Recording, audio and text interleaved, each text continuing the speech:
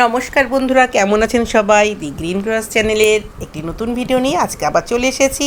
বন্ধুরা, আমি আমার ছাদে দেখুন গ্রিন নেট খুলে দিয়েছি, কারণ বর্ষা যেহেতু চলে এসেছে প্রায়। দেখুন সমস্ত গাছগুলোকে জায়গায় জায়গায় রেখে দিয়েছি। আজকে আমি বাগান বিলাসের দুটো ডাল বসাবো, কাটিং করে রেখে দিয়েছিলাম জলে, সেখান থেকে অল্প শিকড় বেরিয়েছে। তা আমি ভাবলাম যখন বর্ষা সিজন ঢুকেই গেছে, আমি গাছ দুটো বসিয়ে দিই, ধরে যাবে। তার জন্য আমি দুটো টব নেব। তা দেখলাম দুটো টব নেই, একটা ছোট টব রয়েছে আর একটা সাদা টিফিন বক্স রয়েছে, একটু একটু হাইটালা। দেখুন কীরকম শিকড় বেরিয়েছে। আমি জলে দিয়ে রেখেছিলাম বন্ধুরা, আপনাদের কথাটা শেয়ার করেছিলাম যখন আদার্সগুলো আমি বসাচ্ছিলাম। দেখুন কীরকম কচি কচি পাতা, দেখুন শিকড় দেখছেন। দেখুন আমি দুটো কাটিংই বসাবো, বেশি বসাবো না, কারণ যখন গাছ তৈরি হয়ে যাবে না। দেখুন এরকম কীরকম ডগা বেরিয়েছে, কচি কচি পাতা। সূর্যের আলো পায়নি বলে বন্ধুরা দেখুন কীরকম ফ্যাকাশে টাইপের হয়ে রয়েছে, সবুজ হয়নি। কারণ আমরা তো জানি সূর্যের আলোতেই সেটা সালোক সংশ্লেষের মাধ্যমে পাতায় সবুজ রং ধারণ করে, ক্লোরোফিল তৈরি হয়। এবার আমি কি করব, টবে যে কিছুটা মাটি একটু কাটিয়ে নেব, বার করে নেব। সেখানে আমি জাস্ট বসি গাছটা একটু ধরিয়ে নেব, মানে ধরন হয়ে যাবে, তারপর আমি অন্য জায়গায় বড় জায়গায় দিয়ে দেবো। আর বেশি সব ডাল বসালাম না, ওই অনেকগুলোই হয়েছে, কাটিং ধরে গেছে যে কটা দিয়েছিলাম। এটা গোলাপি রঙের বাগান বিলাস দেখছেন।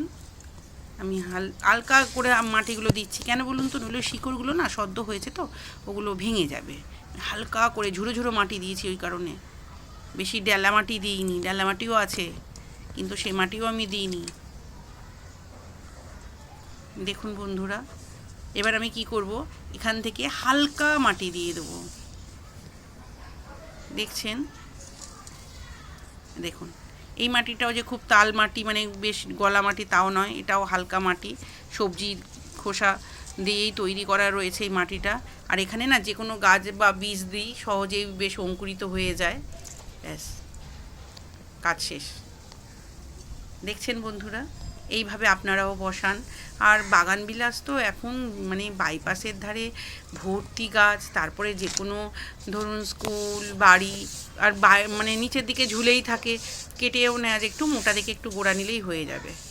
ডালটা না একটু মোটা দেখে নেবেন, ঠিক পেন্সিল যেমন হয় ঠিক ওই রকম মোটা ডাল নেবেন। আমাদের যেমন যে পেন্সিল দিয়ে আমরা লিখি না, ওই রকম। আর বেশি বড় নেবেন না, ওইরকম পেন্সিলের সাইজেরই লেন্থটা নেবেন। কেন বলুন তো, বেশি বড় ডাল বসালে শিকড়টা গ্রো করতে দেরি হয় বা হয় না, ফেল হয়ে যাবে হয়তো ব্যাপারটা। দেখুন আমি সাইজগুলো কীরকম নিয়েছি, সব এক মাপে নিয়েছি। এটাও একইভাবে বসালাম, দুটো টব ভাবলাম পাবো, দেখি নেই, অন্য সব বসানো আছে গাছ। এটাও আলগা করে বসলাম এবং ওই মালসা থেকে যে মাটিটা রয়েছে এই মাটিগুলো দিয়ে দেবো। শিকড়টা একটু বড় হয়ে যাবে, গাছটা পুরো পরিপূর্ণ হয়ে যাবে, ধরে গেলে বড় জায়গায় রিপোর্টিং করে দেবো। কারণ সত্যিই এই গাছ বাগানের শোভা বাড়ায়। আমাদের ছাদ বাগানে এরকম গাছ দু একটা থাকলে বাগান যেন অলংকারে সেজে ওঠে। আমার তো ভীষণ পছন্দের জিনিস।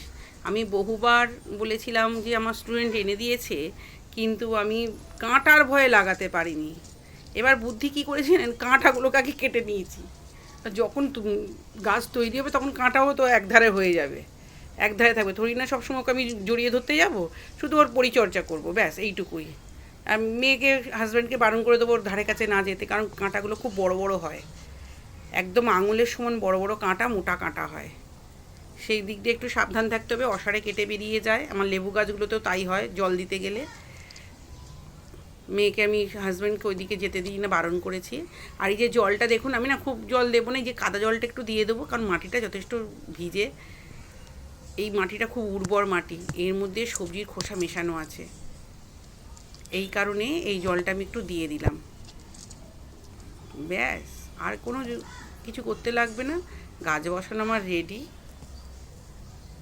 দেখেছেন বন্ধুরা, এই গাছ তো সহজেই পাওয়া যায়, আপনারাও ডাল এনে বসান, জলে দিয়ে দিন, কিচ্ছু করতে হবে না।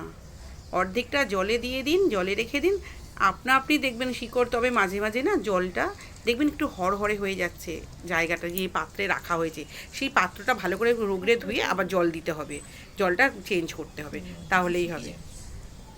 এই দিয়ে দেখুন অ্যালোভেরাটাও একটু উল্টে গেছিলো বলে তাকে ঠিক করে বসিয়ে দিলাম আমি। বন্ধুরা দেখেছেন, সব কিন্তু এগুলো আমি ছাওয়ায় রাখবো প্রায় 1 সপ্তাহ। আমার ভিডিওটা ভালো লাগলে লাইক, কমেন্ট এবং শেয়ার করবেন এবং আমার চ্যানেলটিকে সাবস্ক্রাইব করবেন। ধন্যবাদ।